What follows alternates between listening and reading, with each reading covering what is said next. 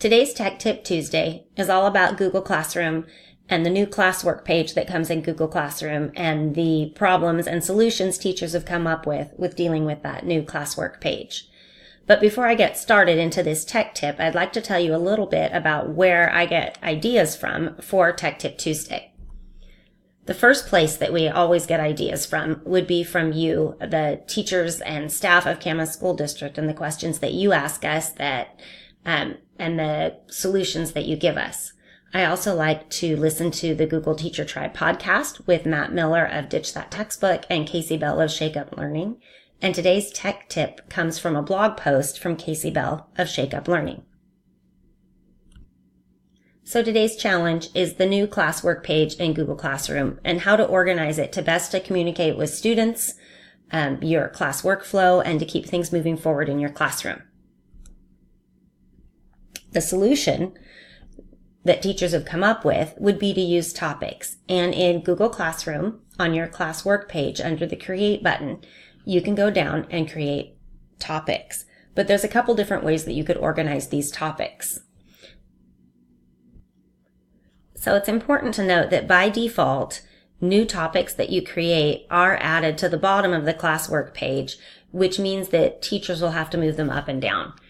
And rearranging topics and assignments is all part of this organizational piece that I'm going to show you. So in this example classroom I've created, one of the ways that you could organize things is by units. So you could create a unit topic and then pin your assignments to those topics. So when I go to create an assignment, if I've created the topics, I can choose to pin the assignment to a topic. When I'm done with one unit and I'm starting a second unit, I do have the option of moving that unit to the top of the page so students don't have to scroll down through it. Now, many teachers have gone in and created topics and they're creating them by weeks. And so each week, the assignments that are in there would be pinned to that week. It might be harder for students to scroll down, but teachers can always move them up as well. Another option would be to organize by the type of assignment. So openers, daily work, assessments, classroom materials. I think it's interesting to note that if I create an assignment, a question, or add a material, and I don't give it a topic, by default, it goes to the top above all of the topics that I have, which can help in organization.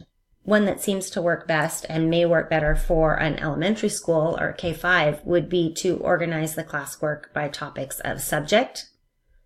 And you could just pin assignments to those subjects.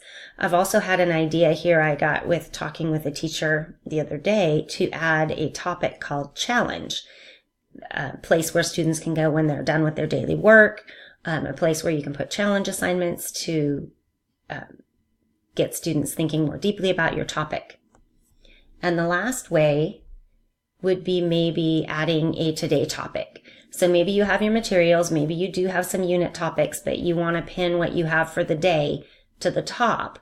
So you would just have a today topic. When you assign everything for the day, it just pins to that.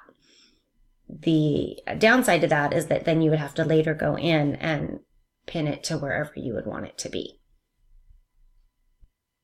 Whichever way you decide to organize your classwork page, it has to be clear to you and your students how it works, and your ultimate goal is to move the learning forward in the classroom. So whatever seems best for you and your teaching style and your students' learning styles will probably get you moving forward.